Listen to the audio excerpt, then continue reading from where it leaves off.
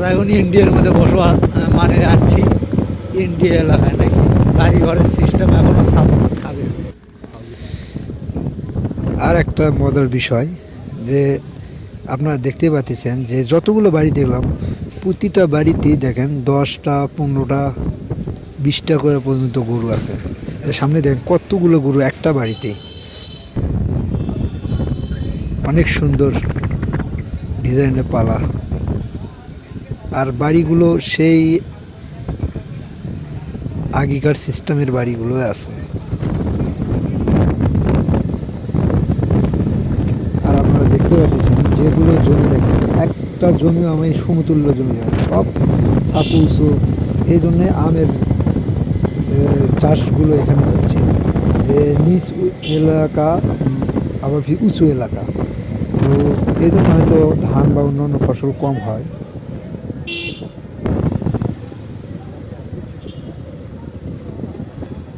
সেই জন্যই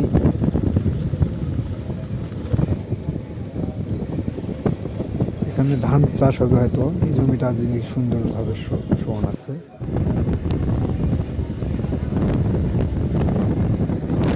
এই দেখেন শুধু আম বাগান আর আম বাগান। এমনিতেই শহরে বলে না আমের বিখ্যাত রাজশাহী, চাঁপাইনবাবগঞ্জ। এখান থেকেই আমাদের অল বাংলাদেশ আমের রপ্তানি হয়।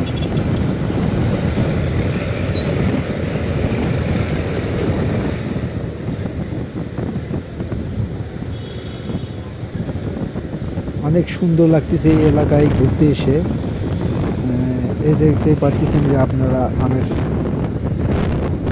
ছোট গাছ লাগানো আছে। এই পাশে সরিষার চাষ হয়েছে।